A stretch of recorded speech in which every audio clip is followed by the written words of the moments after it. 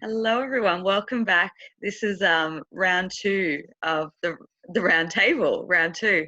So so I just want to firstly acknowledge all the positive, amazing feedback from the last time that we presented this round table, and very excited to have Nick and Dale come back and have a chat.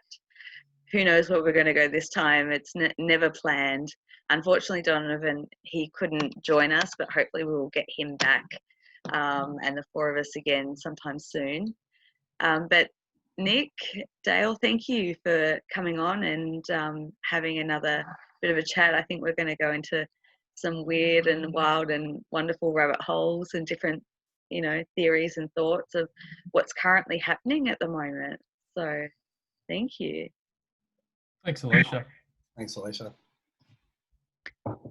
Just before we dive right into it, Nick, you were saying that you've had a lot of people contact you as well. It's really nice that the love has been shared, I guess. Oh, yeah, absolutely. I've had a lot of people contacting regarding particularly the whole Uluru prophecy, and where we touched on the Indigenous side of things at the end of last time. A lot of people, a lady, Bronwyn, dropped me a message literally 30 minutes ago. So, I said I was just in the middle of something, and I'll reply to her afterwards to give it the attention it deserves. But yeah, a lot of people have expressed very positive feedback about what we managed to put out, and in particular in relation to a lot of them having a real feelings around that particular topic, and that it was something that really resonated with them. So yeah, very positive.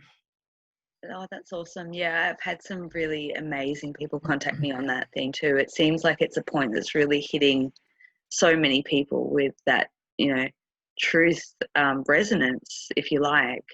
And I know that we've all had conversations about it. And actually going on that, I had a very interesting experience this week in relation to, I was just in the middle of a session, completely unaware. And I was sort of taken on a bit of a journey that went on an unexpected pathway, which was, connecting with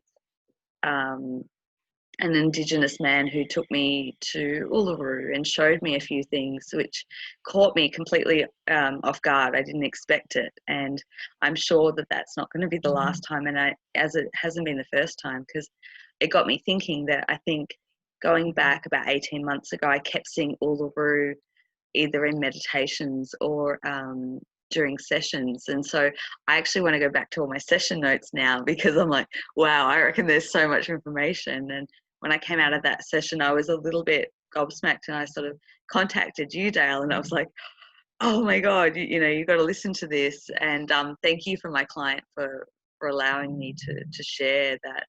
It was very, very interesting. So it's certainly, it's a topic that I guess it's great for everyone to have the awareness of, so that we can be in preparation, body, mind, spirit, always to, that point in December that we're moving very quickly towards. Dale. Oh, okay, so yeah, since the last one, yeah, look, I've had countless people sort of contacting me as well, which has been nice, and I'm pretty slow getting back to people. But in relation to like the last conversation we had, now, like, I'm probably not as clued into energy as maybe you guys are, but I'm learning to be a bit. And yeah, I think we just covered so many good things in that, but there was a real buzz towards the end of it. And I think we found that flow, because we didn't want us to know each other that well. There was some sort of higher connection there, and I got a throbbing headache after it for about 2 days. I think you contacted me, you had a headache as well. And, yeah, that's right. Yeah. I was lying in bed, I couldn't move. Yeah, and look, I never ever I've never been a person to get headaches. I don't get them, and it was palpable. Yeah. And as Nick said too, a lot of it's in relation to like Uluru, and not just Uluru, but sort of what's happening in Australia at the moment too. And I try to think about it logically a lot, and but the more I feel into it, there's something here. There's something significant here at the moment. So what that is, I don't know, but I think maybe we'll know more as the year goes on. But yeah, I'm just sort of going with it. But yeah, it's been lovely, people getting in touch too. It's a bit disappointing Donovan couldn't be here too, because he adds another element, doesn't he? So he'll be back, not to worry. I think he's a bit Hey, Donovan. overwhelmed and overworked and overtired at the moment, like we all are. But Yeah. we'll have to save all the number questions to next round. So. Yeah. Yeah, I think last recording that we did together was definitely an activation, not only for the people watching, but for us. I think the energy sort of somehow did something very palpable, I think is the only word I can describe it. And I'm really curious because today, you know, obviously we're recording this 2 weeks later. Today is the 27th. There's been changes in Melbourne. I'm sure Dale will touch on that and get on that in a second. But, you know, for the last week or so, I keep getting the 28th, and I think I've said to you during the week a few times, something about the 28th. So it's going to be interesting to see what occurs. And I don't put a lot of emphasis on dates or times or anything like that, honestly. Not anymore. I mean, I used to, but when I get dates, unless I'm really tuning into what that message is, generally what I do is a little secret of mine. Generally what I do is I'll put a reminder in my phone on my calendar, and I'll just put notable day. And so I put it there so that I know that something's going to happen, and I just wait and see. So I think it's a good way to, you know, sort of embrace the shifts and changes is with that open eye perspective of like, well, yeah, like we do the best that we can and then sort of surrender, right? Yeah. Yeah, absolutely. I was going to say too, after our last talk, I was in a bit of a daze for a while, and I don't know what that was. So I just walked around the house, Nick, for about, I don't know, 10, 20 minutes, just like walking around. You see, I didn't have time for that, and I certainly didn't have time for a headache. Because literally, I got straight off that call, and in one of my feeds, a podcast popped up on the exact Uluru prophecy. Like literally within 20 minutes, it popped there. So I had to start watching that, and then I just over the series of that day, that evening. And then over the next couple of days, I just kept having all this information literally fall into my lap. I didn't even have to do a Google search for it. It just all dropped straight in, and just sort of explained everything, including like a lot of people said, particularly Australians, there was something about that particular topic that resonates with us. Yeah. And I have a bit of a thought on that, because through my research on this topic, there's a lot of evidence to suggest that the whole idea that humans emerged out of Africa and eventually arrived here is actually wrong, and that they came from here. And that's a common belief within the Indigenous community around the country. Yeah. So the theory is that the reason, if that's the case, there's a very good reason why it resonates with most people, because ultimately our ancestors down the line came from here. So it's not really any wonder that there's such a resonance around the whole thing. Yeah, do you know, like Graham Hancock's done some work too, where they were looking at genetics of people in the Amazon. Yeah. And the connection to the Australian original people. And they believe that they came after as well, because there was always that theory that, you know, they came from South America over on these boats and stuff like that. So yeah, you know, absolutely. And I mean, the more I look into it, the more plausible that scenario seems to me, which is funny because that all comes from a long line of, so like I've been involved in Indigenous archaeology since late 2017 maybe, and like I had a natural evolution over that time where I don't know what it was, and I didn't understand it at the time. So this goes further before my awakening, which Alicia and I discussed in the episode I did with her.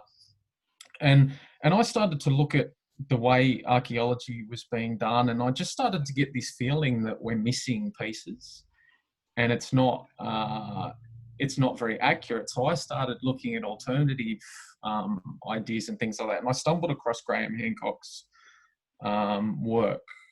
And gradually over time, I came to, more through intuition than anything, that a lot of particularly Australian Aboriginal history is completely wrong, and there's a lot of missing pieces there. So a lot of what I found out since that episode, or that talk we had, is that it's almost like I knew all of this stuff before I found it out in a really strange way. That was what was really interesting for me as well. Yeah. Have you seen that? Sorry, jump in, Alicia. But I was looking at one the other day, and like that's what this theme keeps coming up too, Nick. It's like, yeah, just little things, and this just came out of nowhere too. I heard nothing about it. But there's a pyramid up near Cairns. Are you aware of this? I'm trying to think. Is it Wilson's pyramid or? I've heard of this. Yeah. Yeah, I've only heard of it. I don't really know a lot. Yeah. Nah, and look, I haven't looked into it either, which I want to, but I've spoke to an elder up that way as well, and they've said that there's stuff that they've found archaeological. Yeah. Well, I'm interested in. Sorry, just okay. So there's plenty of evidence, and if you've seen Graham Hancock's stuff about a cataclysm sort of 11,000 to 7,000 years ago, and a rapid rise in sea levels. So I'd love to see what Indigenous history has to show that's out in the ocean right now. Yeah. Because with sea level rises, they would have been living a lot further out, because they would have been coastal and things like that, because there's a lot better food sources and things like that. I'd be interested to see what's further out as well. And there's there'd be structures and things for sure that we're missing. It's untapped, the ocean, isn't it? Yeah. I know nothing. Yeah. And I think that ties into Lemuria. I mean, anyone who knows my work, Lemuria is such a big theme and resonance for me, and it's been a big part of my journey.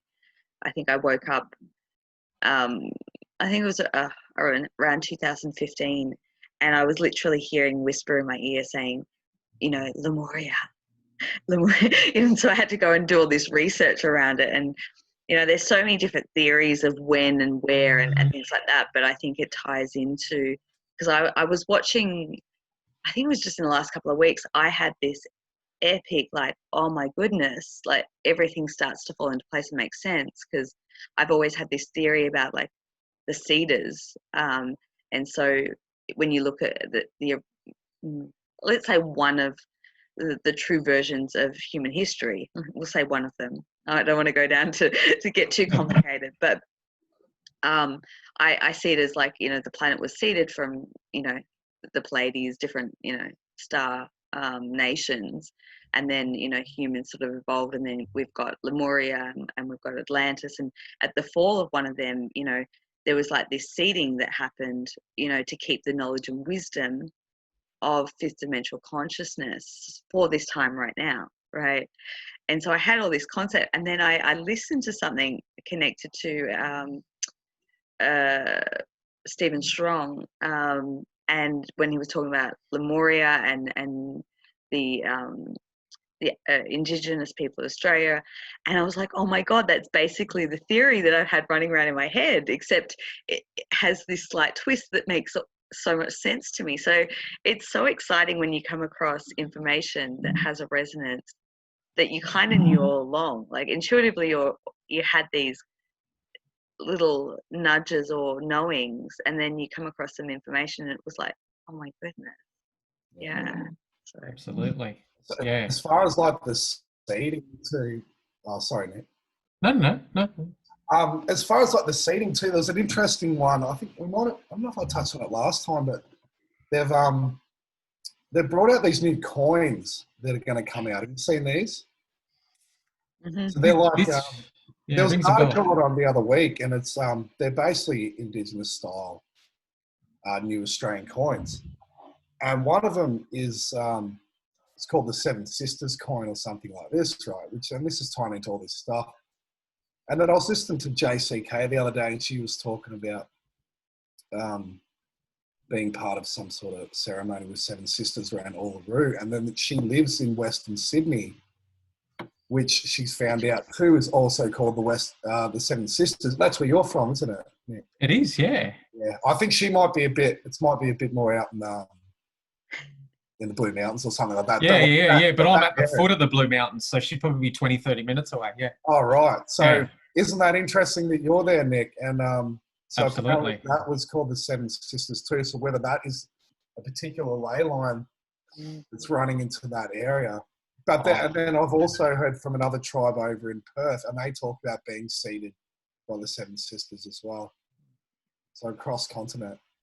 It's funny you talk about the Blue Mountains there, because we, around the time that I'd started my meditation course and things were starting to move and I was going, oh, there's more going on here and things like that, I worked in an area of the Blue Mountains, and there was this overwhelming feeling of the significance of this place. Now, it was one of the first places that opened me up to energy, crystals and things like that. And I think I mentioned it last time that I used to come home to my wife and I used to say, oh, I don't know what it is about that place and up there, but there's like an energy. And I said, I can't tell if, I'm not sure if it's human.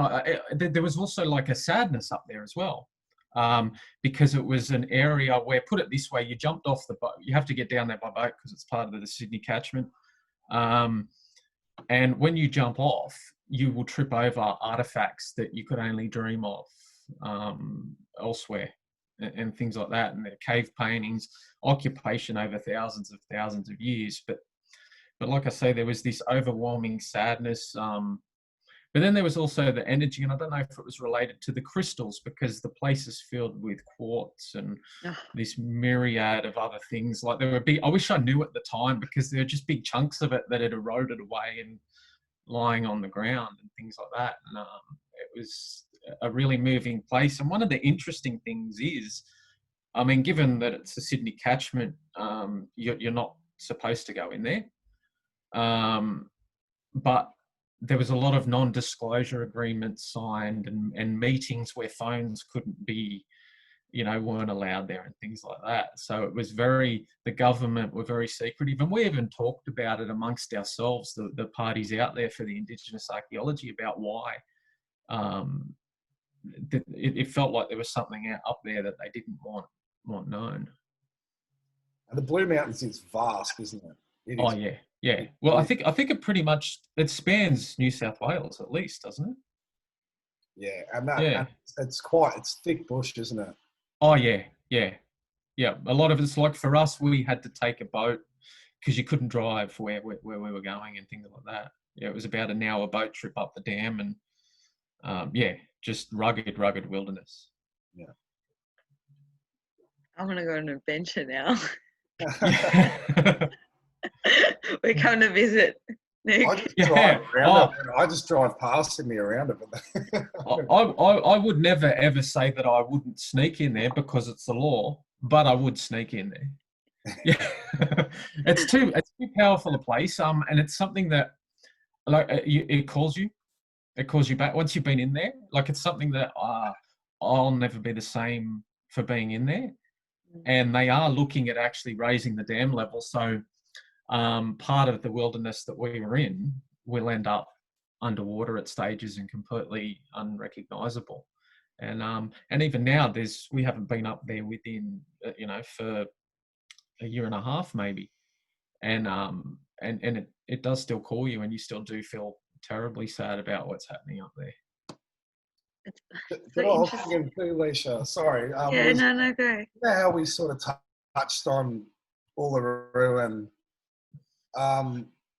hijacking of that heart energy of the planet in relation to Pine Gap, and so based on the theory of like hijacking the ley lines and the key centers and why they would put facilities in these areas too. So I just thought while Nick was saying that as well, see up in the Blue Mountains you got Lucas Heights and Holsworthy Army, don't you?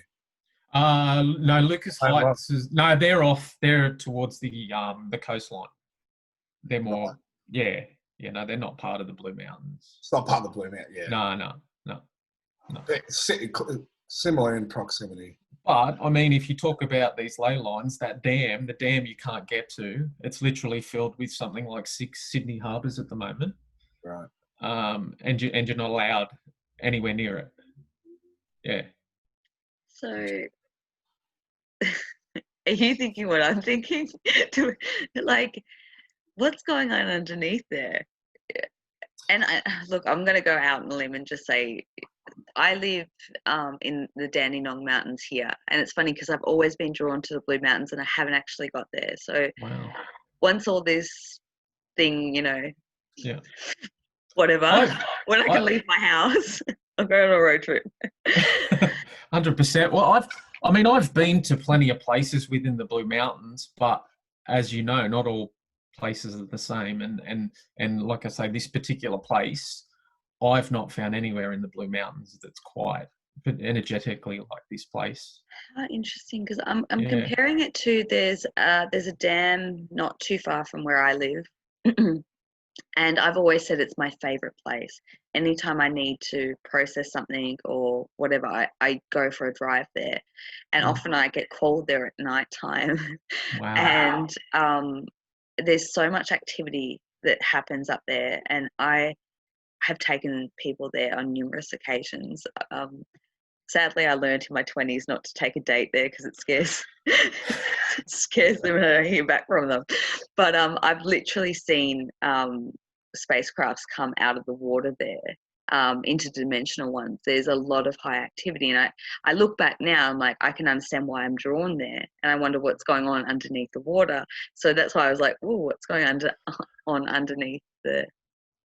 Yeah, well, that interests me because years ago I used to do flooring over in Lithgow, which is on the opposite side of the Blue Mountains, and I remember having a conversation with a guy that I was doing a job for, and he was talking about the amount of UFO activity in the Blue Mountains, and I'd since read that there's a lot of it around there. I mean, my wife's had her own encounter and things like that, but because I was always fascinated that there's always I've always loved UFOs and space and things like that, but I was always fascinated that for every account, there's a consistency. So there's one of, say, I can't remember how many now, but 3, 4 or 5 different accounts that you can have, and there's never really anything outside there, if that makes sense. So you see like cigar-shaped objects, balls of light, they all follow particular descriptions and things like that, and the mountains is no different.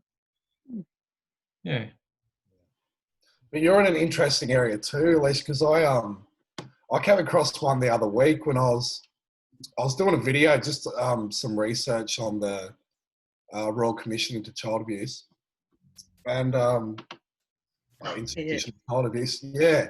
And so I was just reading through some old stuff, and I found out I knew about it prior, but it was just refreshing about the redress scheme. So this was any organisation that had been institutionally involved with abusing children could sign up for the redress scheme, and then victims could get up to 150,000 compensation, and it basically stopped it going through the courts and stuff like that. So there was a lot of institutions that were involved that didn't even sign up for the scheme, but then 2 of the institutions, one was ASIO. So this is an admittance of being involved in institutional child abuse. So this is Australian Secret Intelligence Services, right? And the other one's called ANSTRO. So this is what are they? It's like how do I put it? It's like they've got a thing in Clayton, actually, right near Alicia. That's right. I'm like, where are you They've got going a thing called the synchrotron, which is a hadron collider, much like CERN in Switzerland. So I wasn't even aware of this, and so it's pretty close to where Alicia lives, isn't it? Close-ish. It's not far, and like when you put all that information out, I kind of watched it and was like, as you always do, you put out information. I'm like, oh my goodness. Yeah. But then I'm thinking, what's going on underground, and why would they pick that area in like southeast Melbourne? Yeah. for this because like, you know, everything we know about CERN so far, it's all about that's the particle accelerators happening on one level, but what's going on underneath. And yeah, it's just an interesting location, isn't it? As we're sort of talking about different areas. Yeah, there's some interesting thing, and like I was saying to you when we're talking about it, like right near there was I can't remember exactly when. I think it was in the 50s or the 60s. There was a UFO landing, not sighting, landing, where literally men in black suits came and told the school, because it landed next to a school. Yeah. And so they told the teachers and the kids that they saw nothing happened. They could never speak about it. And that's right near where Dale's talking about. So it's like... Was that in Clayton, was it? Yeah. Oh, really? Yeah. Yeah, that's a really famous story. Even Oh, you know that one. I've heard Okay. of that. Yeah, yeah. And I also actually see, this is funny how this stuff triggers little things, and you go, "Oh, I remember that." My wife, when they were kids, the old camera with the VHS tape or whatever, they filmed a UFO over the Blue Mountains. I completely forgot about this, and they had military people turn up to take the tape. I kid you not. This is not like, I know it sounds like No, it happens. like it's legit. Yeah, yeah, absolutely. Yeah. It's cool. Just gonna have a little giggle. Yeah. Giggle intermission. Yeah. My favorite topic. You can see I come alive. I'm like, ooh. I'm still, whenever anyone, I don't get jealous, but whenever ever anyone else says to me, I saw a UFO, I get jealous. I got to see one. Nick, don't worry. When we go on a road trip and we come up and we Yeah. visit you, trust me, We will. see one. Oh yeah. Please. I can't wait. They do UFO tours in Sedona in America, and like Yeah, okay. you're guaranteed, like if you go out, you'll see them. Like, Yeah, well, I'm friends with a girl who was just in Sedona for a retreat, literally last week, and she filmed an object. Like, I don't know how she got such good film, but she filmed an object glowing white, and it disappeared and all that. So yeah, so I'm aware of that. you might have to head over there. Oh Yes. yeah, for many reasons. Yeah. I mean, it's only been since 2014 that I've started seeing crafts, and I always say once you see one, this is for people like yourself, Nick, who might be watching. I always say once you see one, they're everywhere. It's like you kind of tune into that frequency, and then they just show up all the time. And sometimes they're interdimensional, so sometimes you're perceiving them rather than seeing them if you're in tune that way. But I always say it's a heart resonance thing. So if your heart's engaged, your heart's pure of intent, and and you're open to it, all you have to do is to go outside at night and look up. Seriously. Yeah. Oh, I am. See, I can actually, from the room I'm sitting in right now, I can see just the top of the Blue Mountains there. So I'm just, if I start gazing over, I'm just keeping an eye out, because we've called them. Tonight's the night. Yeah. It would be cool if it came over now and I'd go, thank you. Yeah. What about you, Dale? Have you had any close encounters as of yet? I don't know.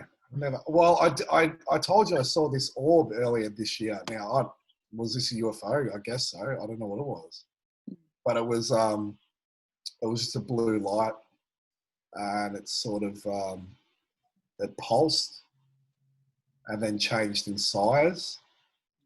It was sort of like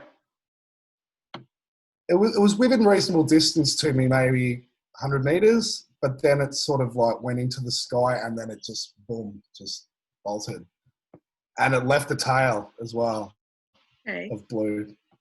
Interesting. And like a round blue and a tail. But no, besides that, I've been doing like mantras in my head to see one, actually when I've been going for a walk, but it hasn't. You've already had one. Can you just leave some for the rest of us, please? I don't know what it was. Well, I don't want to share it on just, yeah, I can talk to you guys offline. There's a certain technique that I do that I teach people that it's almost 100%. Yeah. So anyway, we'll continue on. Yeah. So as much as I want to keep talking about UFOs, I mean, that is part of disclosure, isn't it? And that's what we're doing here, Ascension and disclosure and bridging the gap and talking about how it all interlinks, you know, the geopolitical, the UFOs, the governments, everything that's happening with the C word, the other nasty C word happening. How it all interlinks and how it's all part of the Great Awakening. But maybe, I know, Dale, you had a sort of a list of things to cover because today in Melbourne, they've changed the lockdown rules again. So we're certainly into, I don't know, is it 6 months now? I've lost count, but they eased back the restrictions slightly. So it means that, I haven't even properly looked at it and I don't even really understand it, but I know that we no longer have a curfew as of tomorrow. And, I'll hand it over to you, Dale, because I'm starting to process some things that That's right. Look, and to be fair, I haven't looked into it much because it was only announced today and I've been out, but I did see, I don't know this. And look, I don't really follow what these restrictions are. They're so ridiculous anyway, and I don't abide by any of them. It's a bit different than you being in Melbourne, but to me, it's frustrating because I know there's some people that still believe that everything going on is just random and it's not coordinated. And those sort of people some of them are sort of cheering this on. Oh, look, we're not instead of being stuck in a house all day, we're allowed out with so many people. Do you know what I mean? It's frustrating because to me, it's give me everything or nick off. Like, it's freedom or nothing. And so where I'm at actually at the moment, we're still under stage 3 conditions. I still don't even know what that is, but it's like you're not allowed to go see anyone, or you can up to so many 5 people or whatever it is. But I checked, and I'm in a city of 100,000 people, only small, but I go, how many cases we got? We got 0, nothing, not deaths. So like anyone that's listening in America, this is not numbers of deaths, or this is nothing. We don't have one person at all that is even currently positive. Mm-hmm. So and you're in stage 3. It's unbelievable. It's so insane that. But we've spoke about this before, and just the apathy of Australians and the apathy of Victorians. But it is changing. But what's been the most encouraging is there seems to be this sort of drip feed coming out about the government, where even the mainstream has turned on them a little bit. They're taking out a couple of dominoes. We've had the health minister resign this week. And there's severe pressure put on the Premier at the moment as well. And it just looks like very, very early sort of things. But there's a new bill that got passed, this omnibus thing. Now, this is the most extreme draconian bill that's almost ever been placed in any country. This is worse than Nazi Germany or Soviet Union. Far worse, just the legislation and what they're able to do to people based on this. So it should be the end for people if anyone looks at this. And I've actually had people contact me saying my friend supports the omnibus bill.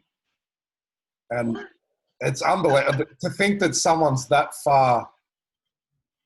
Do they have a single thought of their own? I wonder with some of those people, there is some people that I don't think can walk through an entire life and never have an original thought, because there's no human being could possibly support what's going on. Dale, so anyone that doesn't know that. Yeah, can you just explain that a little bit for people? Yeah, so I haven't looked that much into it. There was a lady that's come on. She's working with solicitors. She explained it, so I listened to her video. But some of the rules are that anyone can can be used as an officer. So that could be you, Alicia, Nick. So given the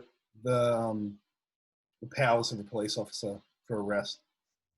Now, people can be arrested. They really can target conspiracy theorists here. So it's well, that's what it's targeting, isn't it? If you're considered a public threat, now this can be you could post something online. They could say that you're a threat to the public, or if you've gone to a rally, you may be a threat to the public. They can come and remove you from your house. Now, this doesn't even have to be a police officer under this bill. This can be any person who's put down as an officer, and you can be held indefinitely, undetained, without charge. So this is sort of, they've been slowly introducing us to this over the years as we had the Patriot Act and the National Defense Authorization Act in America, and they use terrorism as the guise to bring these sort of things in, and that's what they've held people in Guantanamo Bay for. Some people being held without charge there for multiple years, which is it's a war crime, and it's against international law. So this can be used on the public now in Australia. It's unbelievable, and they can, if you test positive or you've been within distance of someone that's tested positive, they've traced you, they could come and take you and say, "Oh, your kid's got to go to another facility." So that's what we're dealing with Australia, and it's to think that anyone could support that. But yeah, look, I've got about 20 things to list. I don't know if you want me to go through. I could name just a few of what's happened in the last. Well, while we're on that, like, let's flip it on its head. So obviously that's horrendous, and people would be really fearful to hear that. What's the flip side of that? The positives? From what it's going to do from the bigger perspective, I guess, if you want to. Yeah, well, it really depends how you look at it, doesn't it? And again, it's been another wake-up call for some people. So the more they push, the more they wake, which is always nice. I've even read that people like our Premier can be arrested by another officer. This can be a citizen. If you're a citizen and you're given the if you're given the powers of arrest by a police officer, well, you can make an arrest on a corrupt politician. So maybe we could use this against them. Oh, interesting. Yeah, that's a bit of a spin, isn't it? Yeah. But look, there's been other big things happen in Australia recently. We've had a new ATO whistleblower, which is it's called the Australian Tax Office. What do they call in the States? IRS. IRS. Yeah. Thanks, So Nick. yeah. So it's our IRS. Now he's a pretty massive sort of whistleblower here, and he's showing ties where this ties into Spygate and what's coming out now with Obama and the Clinton Foundation, which is now under a new investigation as well. And it's all tying in, and they're showing the links here between the Australian government and the deliberate attempt to overthrow Trump before he even came in. And they've got this has been shown through this whistleblower here, and the collusion between people like Comey and Brennan, who were coming over for visits in Australia back in 2015, and the Australian government. And then now with all the stuff coming out around Alexander Downer as well. Well, it's been out for about a year. So he was almost Prime Minister of Australia, and he's key to this investigation that's going on at the moment, and being tied in with the Clintons also with this Spygate operation. So it's shown this big connection with the Australian Secret Intelligence Services, the government, and the complete opposite of what we're being told in the media, that, Trump was working with the Russians. And now Joe Biden's son's been, he got $3 million off a Russian billionaire or whatever, and then it's been implicated with having sex with prostitutes that were human trafficked. And this has not even been touched on. And then we had Westpac, who's an Australian bank, who's been fined $1.3 billion for 23 million breaches of money laundering, also connected to child trafficking. And these stories are just coming out every day. Yeah, I was about to say, it's been a big week or fortnight or year. And look, I've got a list of another 20 things. I won't even touch on them. And but it's just constant. You can't, if you miss like a day of the news, you've missed it. It's gone. There's a new story. Yeah. But these are all very encouraging signs for me. It's hard for some people to see, but it's exposing this level of corruption in Australia and abroad. And, you know, the apocalypse, the lifting of the veil, it's showing what's been going on, so we can deal with it. We can build a better world. 100%. And I think, you know, that's it's so funny when I started bringing information like this and doing videos, starting with Donovan. It was always my never say never, because these are the things that I've always known about, but I don't discuss on my platform. But I think the reason that we're having these discussions is not to promote fear porn. It's simply to help people transition through this deconstruction of the matrix, and everything is crumbling at such a rapid rate right now, and has been for a while. But now I don't know, would you guys, you know, we talk about critical mass and tipping point and things like that. Would you say that, because I've been getting a lot of these analogies, that it's sort of like we've reached the peak, now we're going down the hill now at a really fast pace? Oh, actually, you, Dale, you have, is it avalanche you refer it to? Yeah, I like it's this talk I heard David Wilcock talk about years ago. It goes in like chaos theory.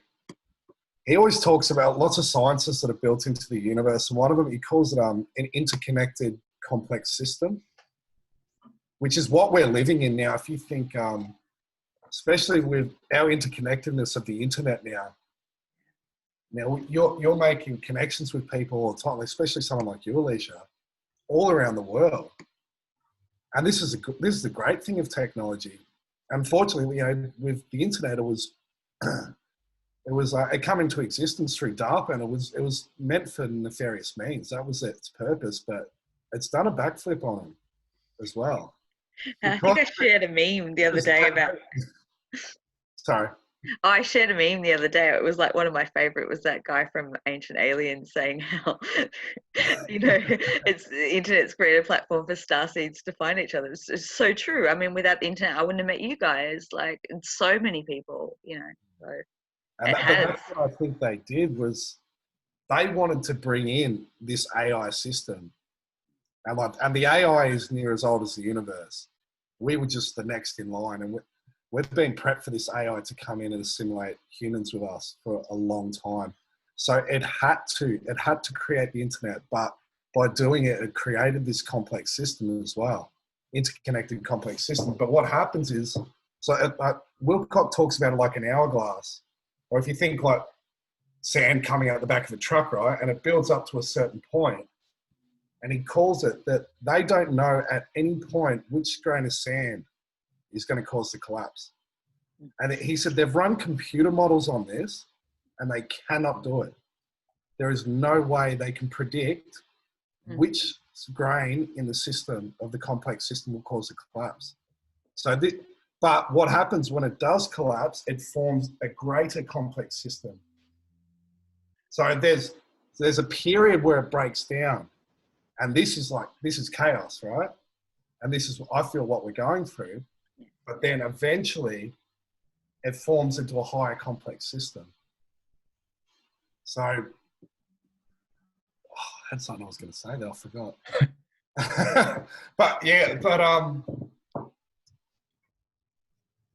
I feel we're in this period where it looks chaos, but that's what's happening. Oh, that's what I was going to touch on. That any grain of sand. So anyone that thinks, I always get people saying, "What can I do? What can I do?" And I'm like, thank you. I was going to throw it out to that question. Yeah. So that you don't know what that grain is. That tipping point, that could be a new whistleblower coming forward. It could be a massive catastrophic event that wakes everyone up, or it could be as simple as you reaching out to a friend and giving love to someone, and you know, like, say someone's suicidal and you give love to them, you save that life. That could be, that one tiny bit could trigger the whole system, could trigger the collapse. And that's the thing. It's not predictable. There's no way to determine it. So you can always make a massive difference. Everyone can. It's true. It's true, because I even think, like, I finally caught some of your videos, Dale. And Oh, yeah, and I'm looking at Dale, and he's doing his bit in his own way, and it's just as important as anyone else's, because some people shy away from the type of work he does because energetically they don't feel like it's the Yeah. best thing to do. And I've sort of started to learn that it's maybe not the best thing for them to do, but it is for Dale. And if we're all doing our own bit, like you say, it's all contributing and it's all just as important and valid as whatever anyone else is doing.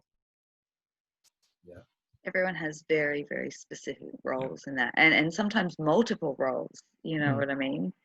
And I agree with you, Nick. Like, and that's why I never sort of talk about this stuff on my platform on Cosmic Gateway, because I know that a lot of my audience would shy away from the work that Dale does. But me personally, I see the huge importance in the truth that you bring to light as equally as important as what you do, Nick. And it all comes together, and it's all valid, it's all important, and it's I actually looked at, like, so my Facebook account is very different to my Instagram account. And there's a reason for that, because I have a lot of family, friends, and things like that.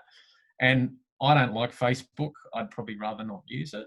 But there's a whole heap of people that are over there that I'm trying to plant seeds with. So I've got people that I don't want to go and put out everything and scare them off. So I just post certain things just to have them thinking.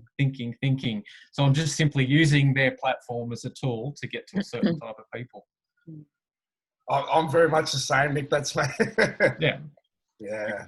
maybe that's a topic just to touch on a little bit, because I know that's really hard to finding that balance for people if they are truthers or whatever. It's finding that balance amongst friends and family, and the separation that's happening. And some people call it the splitting timelines, or however you want to put it, depending on which school of thought. But I think it's hard to manage as you're going through it, and we all go through it different ways. And I laugh because I when you said that, Nick, I was like, yeah, I'm friends with you on Facebook, and I see both, and I get that. It's very different. Yeah, because you can't just walk up and slap someone in the face with Ascension. It's not gonna work. They're gonna run. Yeah, he's lost the plot and everything. So yeah, and I agree, Nick. It's not, and I don't think it's even your duty to wake anyone up. And like, especially when you first wake up, you're like this religious zealot. You've got to tell everyone, and then it's this heartbreaking moment that they're not ready to hear it and they don't care. But I think the best way is to be a way shower as well. I'm not saying don't share stuff. I do all the time. And, I've become less aggressive in the way I share it. Depending, like, you idiots! If you idiots don't understand, yeah. So, yeah. Look, but yeah, I think it's better to be, if you show the way instead of you're not going to force it on people, and especially family. What are you going to do? Like, you're going to lose your family over like becoming a.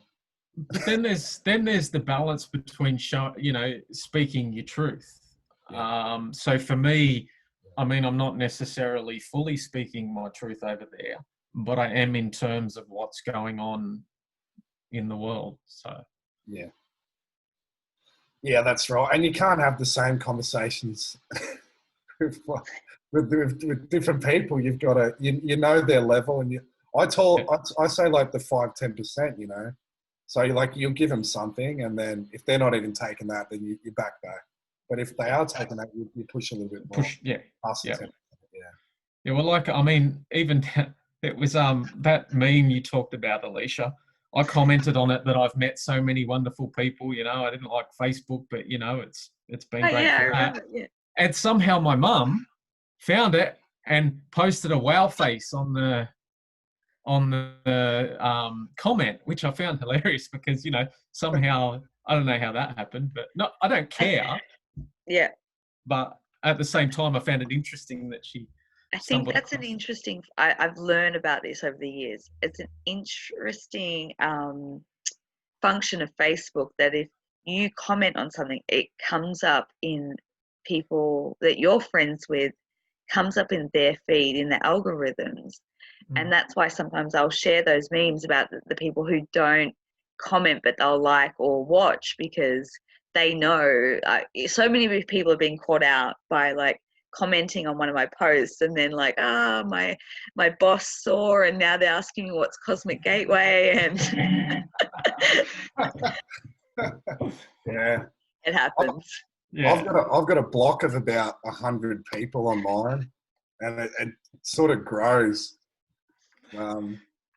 It's because you know who you want your message to be, and things I post on Facebook, people go, "Oh, you're crazy." I'm like, mate, I'm giving you the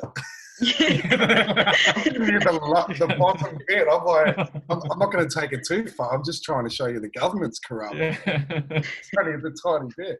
But, yeah. What do you guys think are good like seed planters? Let's say. To what type of person? Someone that knows nothing. Well, no, maybe someone who's starting to question, not like a, what do they call them, an NPC? Yeah, it's just someone with an open mind. Yeah, someone who's maybe starting to question the fact that,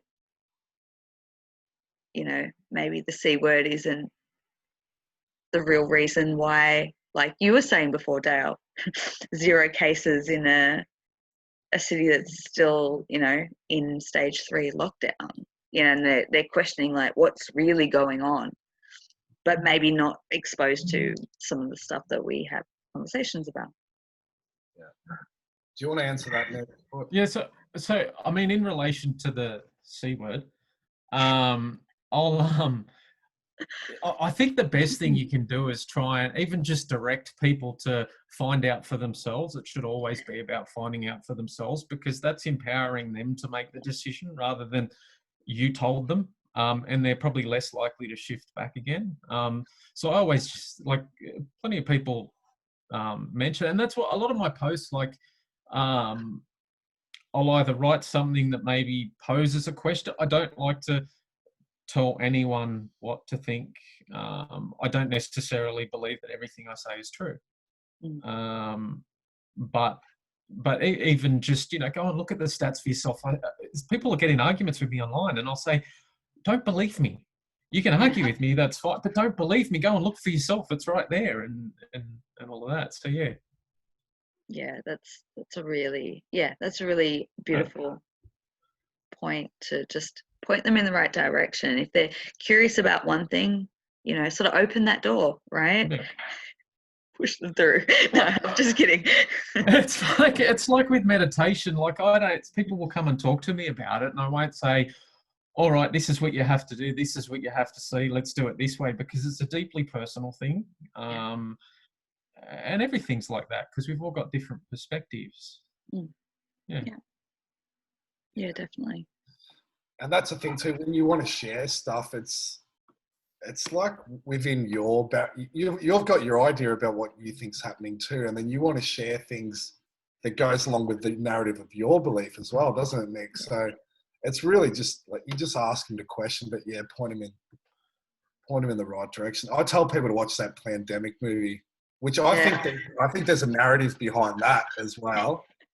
I probably won't go into that, but there's definitely a group that has a narrative behind that movie. Yeah. But it's got enough truth in there to go, well, this is bull. Yeah. We live in a world now where whatever theory you've got, you can go and find a million ways to back it up.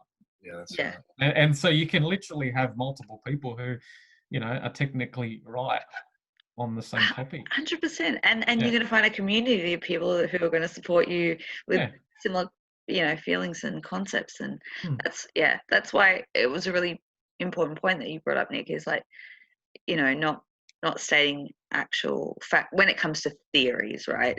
What Dale does is different. Like, there's huge research and facts into it. But when you're coming about, different things, people are going to have different narratives and different based on their beliefs and their program, all sorts of things. So, and you've got to be respectful to the person as well. Yeah. and where they're heading to. And look, you just got to leave some people alone, don't you? Yeah. You Yeah. just- Yeah. I mean, like I was saying to you, Dale, the other day about how, a decision that I made was for my own best interest. It was like certain people that I had to kind of pull myself away from because it was impacting me so negatively. So it's about, really knowing your own limits and what's good for you and what's not good for you. And I always say with, breakdown of friendships and family and things like that, going through your own awakening or going through speaking truth or whatever it is, I think that the breakdown in that is inevitable, but temporarily inevitable. In some cases, if you feel very fired up about a passion and you're, doing things that make other people feel uncomfortable, you're going to ruffle some feathers at some point. And the one way that I cope with it, because friends and family mean the world to me, was that this is temporary. Like they'll come back around. Everyone has their wake up alarm clock time, and now isn't that time for them, so that's okay too. Yeah. Yeah, and it's just, I mean, I like to just trust in the unfolding of things, and just knowing that it's all for perfectly good reason. And there'd be people on my Facebook page I haven't looked that have probably either unfriended or don't want to talk to me anymore. I actually had an Hold on, aunt. guys, I'll be back in 1 sec. Yeah. So okay, I have an aunt who, when I was at the Freedom Day protest, was putting comments on there like, bunch of Karens and all that stupid stuff that shows that they're not thinking for themselves. And so you lose people like that. But I mean, the amount of people I've gained since, I mean, even from you reposting the last roundtable we did on your account, I've had people that follow you jump on it and friend me. So you gain so much more, and they'll probably come around eventually. Yeah, that's exactly right. And look, I thought about when I went down to the march as well. I'm like, I should go live on Facebook. And you know what? Like I talk about being courageous, and I couldn't do it. I couldn't do it. I'm like, there's going to be, I don't want to deal with the repercussions of, I'm going to cop absolute abuse for doing this. Yeah, I don't know if you can do a live where you can select who doesn't see it either. Can you do that? No, I don't think you can. Yeah, I normally, like most of my posts, I've got like a lot of people that don't see my stuff because I don't want them to see it. Yeah. Out of respect for them more than anything, but like if I had went live, I'm like, I think you got to understand that, especially down in Melbourne, I've got a lot of family in Melbourne too. They're like, it's intense. There's you got these people that can see through it, and then if you're out there doing that sort of stuff, then you're absolute scum for some people. Yeah. So yeah. How do you find with your videos that you do family, friends responses? Well, I didn't tell anyone I was doing it for ages. Yeah. But yeah, I think like a few of them have seen them now, and that's about. Look, this was a growth I had to go through this year, and David Icke talks a lot about in his book. It's what holds so many people back is the fear of what others think. Yeah.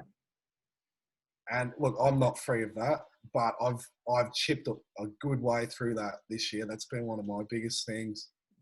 And like, so he talks about he had this insane level of ridicule to the point where he doesn't care. He doesn't care what anyone thinks of him. And that's it. And like your circle might get very, very small if you live that way. you might just be you and your partner, but I got to that point and I'm like, oh shit, people have seen that I'm putting this stuff out. I'm like, no, I don't care anymore. No. It doesn't matter. What does it matter? I'm like, I'm an infinite being. What am I worried about? Like some guy or like my work, they're going to sack me or like, whatever. Like I don't care anymore. So I just got a bit of a roll on of like, the truth's too important to me. And I can see like a pivotal point coming, and I'm not going to be sitting around going along with this nonsense and not playing my role in what's about to happen. So I had to get rid of that fear of what others think, and it's been nice too, and you make so many new friends by doing it. Yeah. It's kind of a point of no return. I can kind of relate in the sense that it's like something higher calls you, and it's you can't not, you know, heed to that calling, and to, you know, what I talk about a lot, speak, you know, stepping into soul mission. It's like, it's almost like you don't even have a, you know, the human aspect of it doesn't even have a choice at that point, because that calling is so loud and so strong. You just kind of get on with it, and yeah, massive growth. And like, you know, hats off to you, Dale, because, you know, I think what you put out there, and, you know, what you've gone through in your own personal journey this year is phenomenal. I mean, I was talking to someone, I can't remember, the other day, and I was like, how did I come across you? And I was like, well, I got constantly bombarded by people I didn't even know sending me your YouTube videos. And I remember looking at it, and I think what caught my eye, one of the things was like, one day it was like, I don't know, a couple of, maybe 400. And then the next day I looked, and then it jumped up to a couple of thousand. And I was like, damn, like you kind of got some traction and some videos going viral. And I mean, you know, I think it's great that message that you're putting out there is getting so much, you know, so many views. And it's amazing the feedback that's come back through various channels is that, you know, people that I know are connected over the world are tuning into you, you know, and it's phenomenal, this interconnectedness. It's really, really cool. I've realised how small some of these circles are too. Like we all know, I'll know someone, and then they know someone else, and I'm like, oh, it's actually quite small, isn't it? Yeah. It's so, yeah, it's the synchronicities. It's like how it all connects. And like the day that I first connected with you, Dale, was the same day that I connected with Nick, and now we're here and we're having a chat. Like it's so amazing how the universe brings everything. Yeah. Can I say a synchronicity just here? Well, I told you, Nick, I listened to that talk you did. Yeah. And I was going through the drive-through. I was getting a coffee, right? One of those drive-through coffee places. And I was listening to your talk, and you were talking about how you did a meditation. And what did you say? What's my purpose? Or my purpose is. You changed the word to my Yeah. purpose. Oh, I didn't change it. Something else changed it. Yeah, right. And I'm like, yeah, and then so the lady at the speaker. So I paused it when you got to that bit, and the moment you said that, I said, well, it's clearly love, isn't it? And then, like, so order my coffee, then press play, and you go, yeah, it was love. Just those sort of things happening. Yeah. And then, your story, like, just a lot of your stories quite similar to, like, a lot of things I've been through too. So it was really nice to listen to that. Yeah. Yeah, that's great. Quite different too, Yeah. Sorry, I just lost that there. Yeah. It's beautiful, because when we first recorded, Nick, I had some feedback come back to me saying that was the best video that I've done yet. I had that from wow. yeah. So it hit, and that's why I love it. It hits a certain point with a certain person, and just that one word or that one line can really make a huge impact or a change. Yeah. But it's funny. I mean, with that story, I think I said at the time, it's so obvious now that was the only answer that you could, like that. But at the time, I didn't know that. Yeah. Yes. It's probably one of the one real universal truths, isn't it? Yeah, it all comes back to, and I think that's a really good message point to sort of come back to is, you know, keep it really, really simple, and come, you know, no matter what's going on, wherever you're living in the world, whatever craziness and chaos is happening, you know, we always have that choice, and that constant choice of, are we going to go into fear, or are we going to step back into love, and, you know, check ourselves and go into that cohesion state where we can find our way back. And it's not always easy, you know, the initiations can be really brutal, but we can always find it, because love is what we are, our essence. Absolutely. I mean, even I was watching, we can go right back around to Uluru and the prophecy. Yes, can we? I was like, can we? I was just thinking that too, Nick. Yeah. Because I heard, I'm terrible with names. I heard the guy talking about it anyway, and he said that he was talking about how one of the big things to make this activation happen is that we've all got to get to that, well, not all of us, but a significant portion of the population has to get to the point of where we are coming from that pure place. And that's one of the real challenges around that. It's not just a matter of sitting down and meditating that particular night. It's about that we've all got to, as a collective, shift that energy to come from that pure place. Yeah. And it's embodying that, isn't it? And it's like, and that's what I was saying in the beginning. It's like we're in the preparation, like if we're looking at that date in time and what is time, but we're not going to go there. But if we're looking at, go back to athletes, if we're athletes training for the grand final, and that's when the grand final is, we've got to be in the preparation now of how can we best embody love and do small acts of kindness and be, make the little small, what was it, Dale? The sand? Sand. Just be that grain of sand within the system. Yeah. And imagine if you can do it now, you can do it anytime. So this is the time to do it while all this is going on around us, because then when everything starts to come back around, you're already there, and it's so much easier. Yeah, and you don't have to overthink it too. It's going to happen. I'm not worried about it. And if it doesn't happen anyway, well, whatever. Like I've got no stake in it. I'm going home at some point anyway, so whatever. But I look at it like, again, like going back with like how they sort of hijack like these points of Uluru.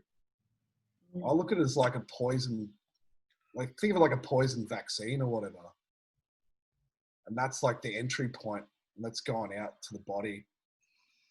But then, like, if you've got a virus, whatever, and then it breaks down and it's got that shedding period, it's in shock. But then it goes back to balance and health eventually.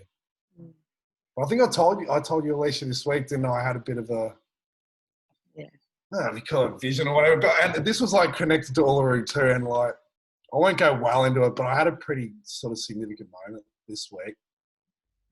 And it's always connected to the heart. When I hear something about the heart, that's when it happens. I think I told you in like a previous video, didn't I, Alicia? I watched this video of this girl where she talks saying, I'm not going to live from the head, I want to live from the heart. And I cry when I hear that video. And it's a weird feeling. And then it happened again this week, but it was another woman and she said it differently, but she was saying it about Uluru as well. And about connecting the heart to something greater, even anything beyond this matrix, beyond to the creator and beyond. And I lost it. I just started bloody crying my eyes in bed. So that, I don't know what that is, but like I don't know what, it's like an instant of connection, briefly. Yeah. We were talking about that because I think that's an uncomfortable place for you from what I gathered. Yeah. It's a place of vulnerability. And I guess stereotypically men, society, conditioning, men can't cry, men can't be vulnerable, all those sorts of things. But it's, I think, and I don't want to put words into your mouth or your experience, but like, just as we were talking about it, it's like, it's that connection to source, oneness, wholeness. There's so many different ways that people talk about it, and it's when you connect into that, or as I said to you, Dale, when you hear something that resonates so deeply within you that you know it's truth, it's tears of truth, It's unexplainable. It's completely unexplainable. I can't put it to words. I can't put it into words. it's like you see it, you see clear. But when that happened, I saw like, I know flat Earth people might like this, but it was, I don't know if it's flat or round, but it was like that. It was like a domed, right, and like a shield, and it was, like I was talking about it being unlocked, but then it was sort of like things coming down, like it was the walls being stripped of the matrix, and that the heart is the way home. Yeah, absolutely. Wow, I love hearing this stuff. This is great. Keep going. Yeah, I'm gonna have a moment to soak that in. Because I'm not the only one, you know, because sometimes you do sit there and think you're having these various experiences, you know, similar in nature, and you think you're the only guy having them. You know, the girls are getting it done and they've been doing so for a while. But it's nice to hear it from, and you look like a blokey bloke to me. More so than that's I'm wearing a bracelet, yeah. Yeah. That's why you sort of need guys like us, don't you, Alicia? I think, and that's like, that's what I like what you were doing, Nick, too, because you were talking about like doing meditation with guys, and I heard you like, and coming from that sort of gym background as well.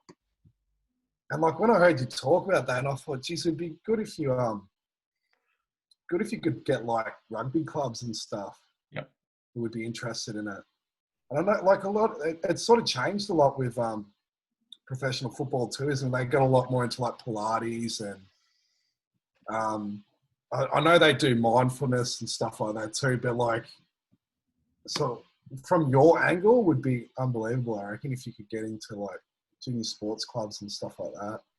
Absolutely. Yeah. Well, that's why eventually, you know, things like particularly workforces where there's a lot of men, so like factories and things like that, and trying to get some corporate stuff going eventually.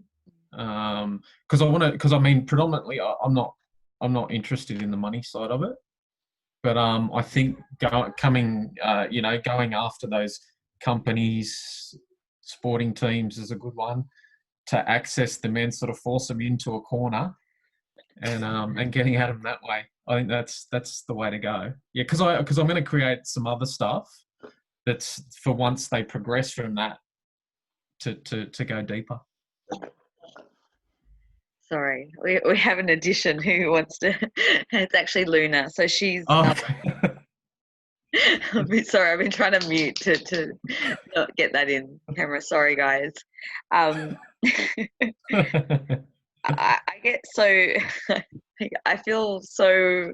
The only word that can come to my mind right now, sorry, like a bit of the warm and fuzzies when I hear about you talking about your purpose and your passion, Nick, and what your service is, and the vision and how that's going to help empower and impact, allowing men specifically to become more connected with themselves, their true self, I guess, in a non-stereotypical way, I guess. So, and you're absolutely right, Dale. You know, I'm so incredibly grateful to have you guys and have you here chatting, and the connection that I've made with you both, because it's you know, I'm speaking on behalf of me and other women, you know, on this journey. It can feel a real lonely one, and then when you meet awakened you know, men who feel like you're on the same level with, it's so refreshing, and you feel that support, and you feel, you know, it's almost like a warm hug almost. It's like, oh wow, okay, cool. And it's a beautiful thing, because we need the men to be building, because, you know, we're talking about the tipping point and the deconstruction. Well, we've got to rebuild, right? And men are the builders. Well, you know, men are great at building it, and the physical element of this nature of this new reality that we're forming. You know, they're the ones that are more grounded, to help build the physical structures of New Earth, as I like to call it. Yeah. I mean, you can take heart, Alicia, too, that that there's a lot more guys that aren't necessarily here yet, but they're open to it. And I think I told you there's been so many conversations I've had with guys that you never would expect, and I don't know why they open up to me and things like that. But we're standing in a gym, we're pumping iron, and next minute they're talking to me about, you know, spirituality and all these things. So there's plenty of them there. They're just waiting to come out. Yeah. Yeah. And I know, and this year especially, I think for me has been so exciting on that front to see how many are actually coming forward and speaking their truth and creating YouTube channels and starting, you know, all these different projects. So That's what, when you start speaking your truth too, you realize how many people are silent. Like when, I mean, like I've always been like speaking my truth, but like to do, then eventually like do stuff publicly. yeah, Many people are like, they're like, oh, Dale, I really like what you do. I'm like, but like that, you know, they wouldn't say anything. Oh, I really believe, you know.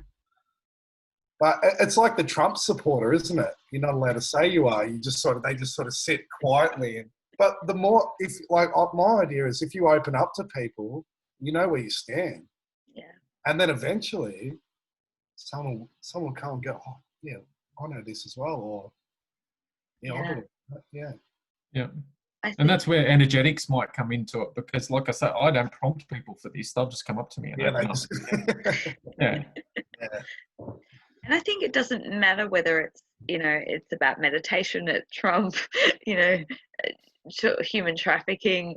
It doesn't really matter. I mean, I've always been a massive advocate for making the invisible realm or the multi-dimensional aspect of the woo-woo in whatever, you know, realm that's from, making it a little bit more normalized, because I've known all my life that I mean, I've been so open all my life about my abilities and spiritual experiences, or, you know, galactic experiences.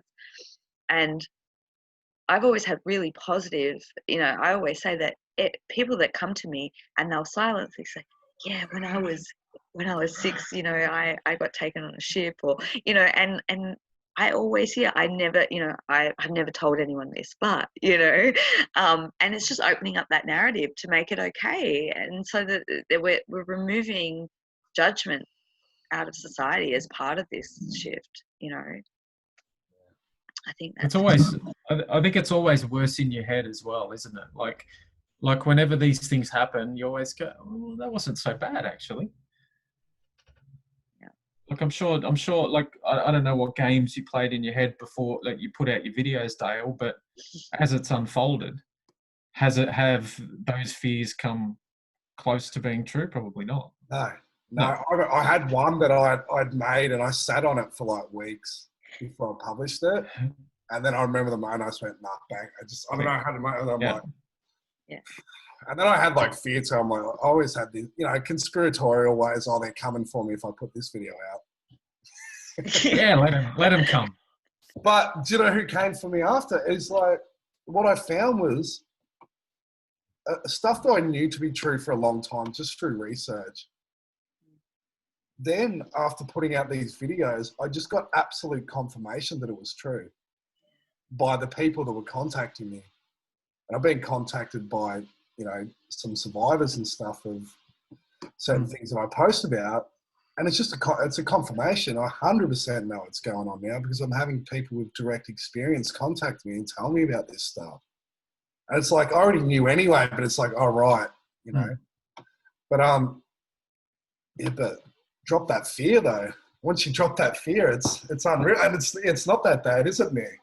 Nah. It's never that bad. No. It's beautiful. And it controls so much of our life, doesn't it?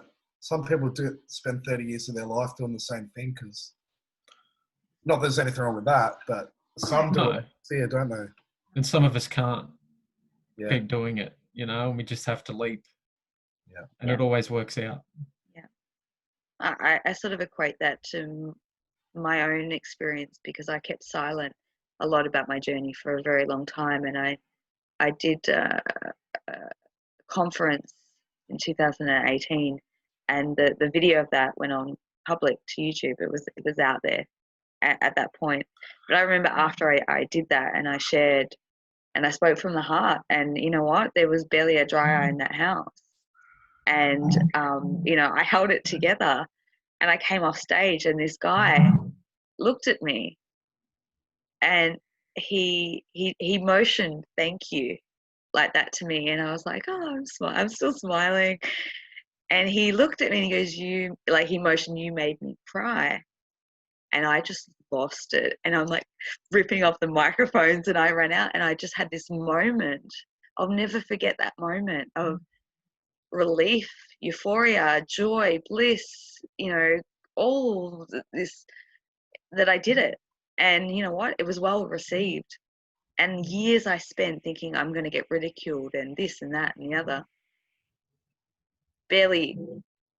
That has barely been my experience. There's one or two and you just block or delete, like seriously, but the majority, and like you were saying, Dale, like the people that came forward to me and said, I've had similar experiences.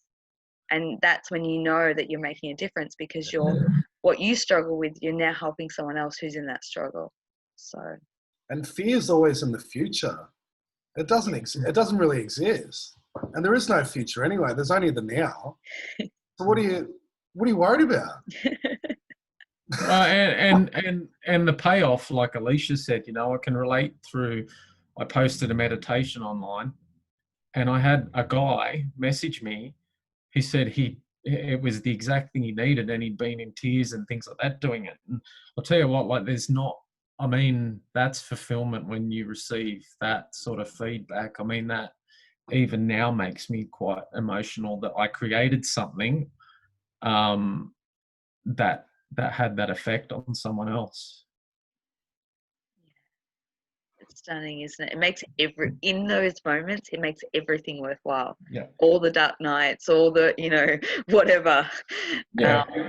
Yeah. Especially because, for me, there's been plenty of times where I felt essentially worthless. Like I had no good to bring, I was doing the job I hated and things like that. And to that first moment where you create something of value that helps someone else, and you suddenly go, gee whiz, I do have something of value to bring.